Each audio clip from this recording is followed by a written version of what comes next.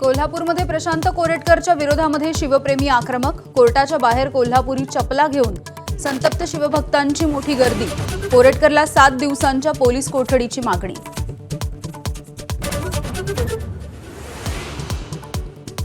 Phone संभाषणातील आवाज आपला नसल्याचा कोर्टामध्ये कोरेटकरचा दावा.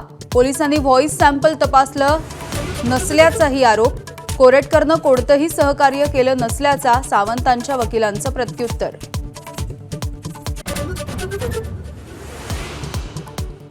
तेलंगणामध्ये काँग्रेस नेत्याच्या घरामधून कोरेटकरला अटक. भाजप आमदार परिणय फुकेंचा गंभीर आरोप. राज्यातील काँग्रेस नेत्यांच्या भूमिकेवरती सुद्धा फुकेंचे सवाल. कामराला चर्चेत राहण्यासाठी काँग्रेसचीच मदत.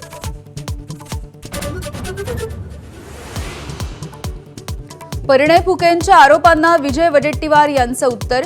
कोरेटकर चंद्रपूर पोलिसांच्या संपर्कामध्ये असल्याचा दावा. चंद्रपूर क्राईम ब्रांचचे अधिकारी कोरेटकरच्या दिमतीला असल्याचा वडेट्टीवारांचा आरोप.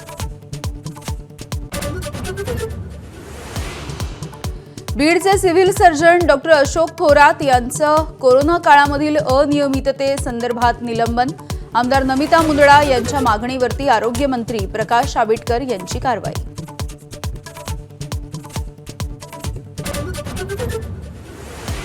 छत्रपती शिवराय आणि संभाजी महाराजांविषयीचं अवमानकारक साहित्य आणि नाटक चित्रपटांवरती लवकरच बंदी. अमोल मिटकरींच्या मागणीवरती गृहराज्यमंत्री पंकज भोयर यांचं विधान परिषदेमध्ये स्पष्टीकरण.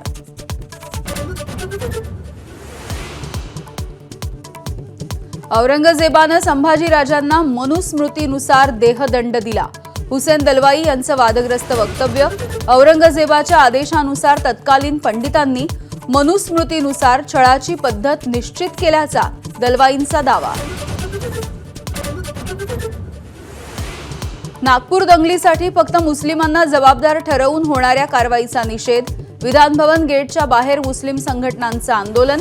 पोस्टरबाजीच्या नंतर आंदोलक पोलिसांच्या ताब्यात. आणि धारावीमध्ये सिलेंडरनं भरलेल्या ट्रकचा भीषण स्फोट.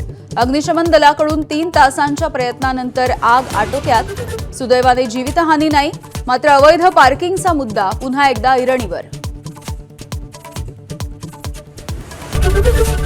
एबीपी माझा, उघडा डोळे बघा नीट.